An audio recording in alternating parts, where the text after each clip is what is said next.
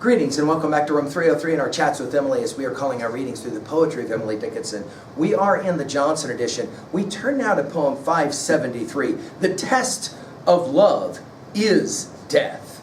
Now that's an amazing first line. We're back to another Christ tribute poem. Go back to our study of 567 and we're playing a very similar game. Our assumption is that you've been following our stuff at learnstrong.net. Down that left hand side, Chats with Emily's our playlist. I'm hopeful that you've already worked through our set of introductory comments as well as the preceding 572 poems. We just finished with 572, Delight Becomes Pictorial. And guess what? We're going to play a very similar game to 572 as well. The idea here is that the goal is to endure the pain and suffering of the cross, just like Christ did.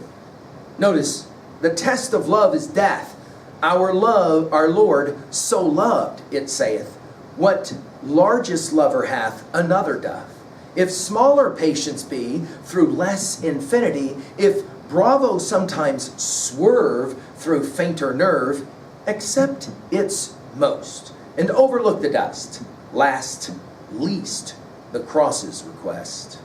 Now, I love this poem because her argument is going to be that, of course, we all have to, quote unquote, bear a cross, but not everybody dies in a crucifixion to qualify important suffering. All of our suffering is important.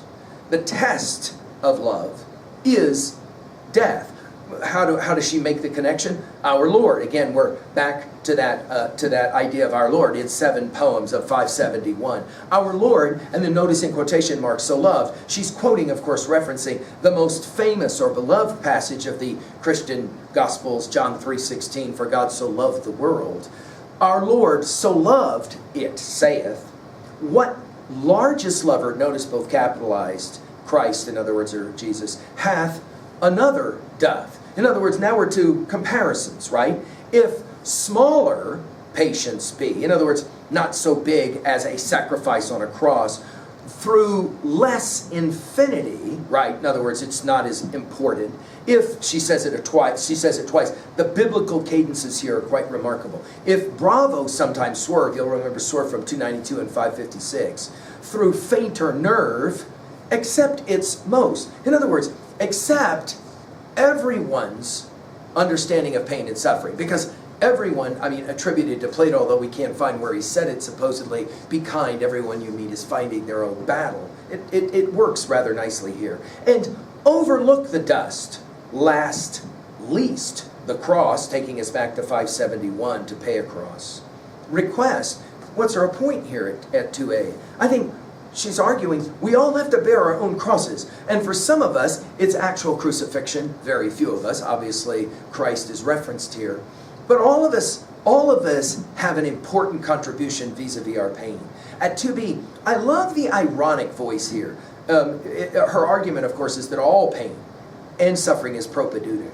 At 3a, I can't help but think of the great Martin Luther King Jr., who said in 1963, in a speech in Detroit, quote, if a man hasn't described something that he will die for, he isn't fit to live. Now, this discovery of something willing to die for MLK, he gave his own life for. I think Emily would certainly say that was the best, that was the most that can be asked. But that doesn't mean all of us have to engage in quite that. But King would certainly argue, if you don't have something to die for, I'm not sure you have much to live for. Or as Emily expressed it when she said it, so compelling in 772, she said it all is the price of all. Finally, at 3b, to own a poem like this, what is a challenge or a cross of yours? And is it possible, promising yourself to read through all these 1,775 poems and study them, is that challenge cross? I hope it's propedeutic or instructional. Thank you.